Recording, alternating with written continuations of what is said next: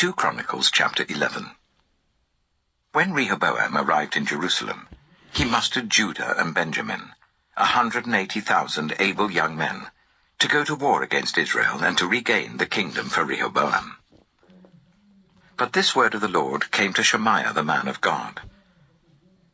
Say to Rehoboam, son of Solomon, king of Judah, and to all Israel in Judah and Benjamin, this is what the Lord says. Do not go up to fight against your fellow Israelites. Go home, every one of you, for this is my doing. So they obeyed the words of the Lord, and turned back from marching against Jeroboam. Rehoboam lived in Jerusalem, and built up towns for defense in Judah: Bethlehem, Etam, Tekoa, Bethzur, Soko, Adullam, Gath, Marisha, Ziph, Adoraim, Lachish, Azekah, Zorah, Ajalon, and Hebron. These were fortified cities in Judah and Benjamin. He strengthened their defenses and put commanders in them, with supplies of food, olive oil, and wine. He put shields and spears in all the cities, and made them very strong. So Judah and Benjamin were his. The priests and Levites from all their districts throughout Israel sided with him. The Levites even abandoned their pasture lands and property, and came to Judah and Jerusalem, because Jeroboam and his sons had rejected them as priests of the Lord, when he appointed his own priests for the high places, and for the goat and calf idols he had made. Those from every tribe of Israel, who set their hearts on seeking the Lord, the God of Israel, followed the Levites to Jerusalem, to offer sacrifices to the Lord, the God of their ancestors. They strengthened the kingdom of Judah, and supported Rehoboam son of Solomon for 3 years, following the ways of David and Solomon during this time. Rehoboam married Mahalath, who was the daughter of David's son Jerimoth, and Abihail, the daughter of Jesse's son Eliab. She bore him sons, Jeush, Shemariah, and Zaham. Then he married Maacah, daughter of Absalom, who bore him Abijah, Attai, Ziza, and Shelomith. Rehoboam loved Maacah, daughter of Absalom, more than any of his other wives and concubines. In all, he had 18 wives and 60 concubines, 28 sons, and 60 daughters. Rehoboam appointed Abijah, son of Maacah, as crown prince among his brothers, in order to make him king. He acted wisely, dispersing some of his sons throughout the districts of Judah and Benjamin, and to all the fortified cities. He gave them abundant provisions, and took many wives for them. 2 Chronicles chapter 12. After Rehoboam's position as king was established, and he had become strong, he and all Israel with him abandoned the law of the Lord. Because they had been unfaithful to the Lord, Shishak, king of Egypt, attacked Jerusalem in the 5th year of King Rehoboam. With 1,200 chariots and 60,000 horsemen, and the innumerable troops of Libyans, Sukkites, and Cushites that came with him from Egypt, he captured the fortified cities of Judah and came as far as Jerusalem. Then the prophet Shemaiah came to Rehoboam and to the leaders of Judah who had assembled in Jerusalem for fear of Shishak, and he said to them, "This is what the Lord says. You have abandoned me, therefore I now abandon you to Shishak." The leaders of Israel and the king humbled themselves and said, "The Lord is just." When the Lord saw that they humbled themselves, this word of the Lord came to Shemaiah: "Since they have humbled themselves, I will not destroy them, but will soon give them deliverance. My wrath will not be poured out on Jerusalem through Shishak. They will, however, become subject to him, so that they may learn the difference between serving me and serving the kings of other lands." When Shishak, king of Egypt, attacked Jerusalem, he carried off the treasures of the temple of the Lord and the treasures of the royal palace. He took everything, including the gold shields that Solomon had made. So King Rehoboam made bronze shields to replace them, and assigned these to the commanders of the guard on duty at the entrance to the royal palace. Whenever the king went to the Lord's temple, The guards went with him bearing the shields, and afterwards they returned them to the guard-room.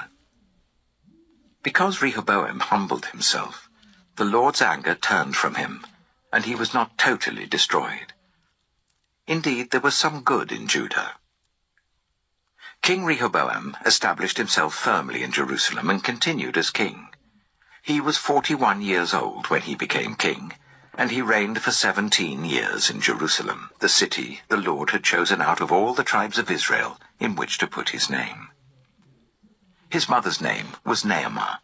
She was an Ammonite. He did evil because he had not set his heart on seeking the Lord. As for the events of Rehoboam's reign from beginning to end, are they not written in the records of Shemaiah the prophet and of Iddo the seer that deal with the genealogies? There was continual warfare between Rehoboam and Jeroboam. Rehoboam rested with his ancestors and was buried in the city of David, and Abijah his son succeeded him as king. 2 Chronicles chapter 13. In the 18th year of the reign of Jeroboam, Abijah became king of Judah, and he reigned in Jerusalem for 3 years. His mother's name was Maacah, a daughter of Uriel of Gibeah. There was war between Abijah and Jeroboam. Abijah went into battle with an army of 400,000 able fighting men, and Jeroboam drew up a battle line against him with 800,000 able troops. Abijah stood on Mount Zemaraim, in the hill country of Ephraim, and said, "Jeroboam and all Israel, listen to me. Don't you know that the Lord, the God of Israel, has given the kingship of Israel to David and his descendants forever by a covenant of salt? Yet Jeroboam, son of Nebat, an official of Solomon, son of David, rebelled against his master. Some worthless scoundrels gathered around him and opposed Rehoboam, son of Solomon, when he was young and indecisive and not strong enough to resist them. And now you plan to resist the kingdom of the Lord, which is in the hands of David's descendants. You are indeed a vast army, and have with you the golden calves that Jeroboam made to be your gods. But didn't you drive out the priests of the Lord, the sons of Aaron, and the Levites, and make priests of your own as the peoples of other lands do? Whoever comes to consecrate himself with a young bull and 7 rams may become a priest of what are not gods.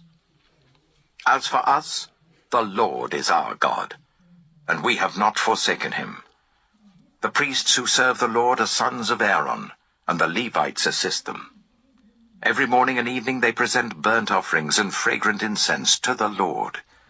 They set out the bread on the ceremonially clean table, and light the lamps on the gold lampstand every evening. We are observing the requirements of the Lord our God. But you have forsaken him. God is with us. He is our leader. His priests with their trumpets will sound the battle cry against you. People of Israel, do not fight against the Lord, the God of your ancestors, for you will not succeed." Now Jeroboam had sent troops round to the rear, so that while he was in front of Judah, the ambush was behind them. Judah turned and saw that they were being attacked at both front and rear. Then they cried out to the Lord.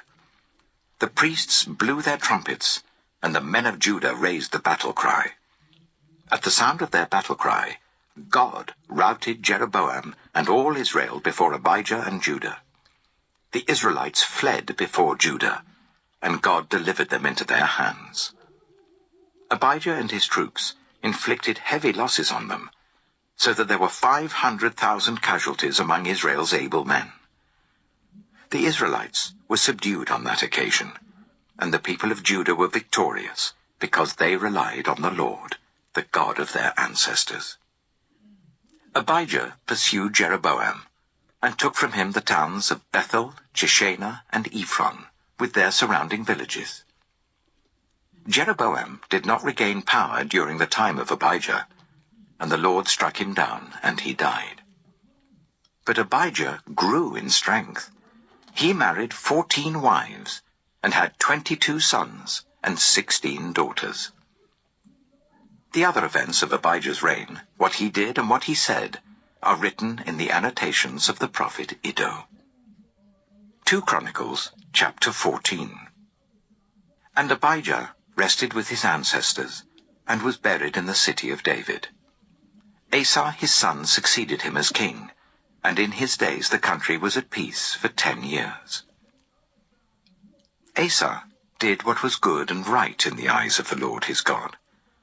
He removed the foreign altars and the high places, smashed the sacred stones, and cut down the Asherah poles.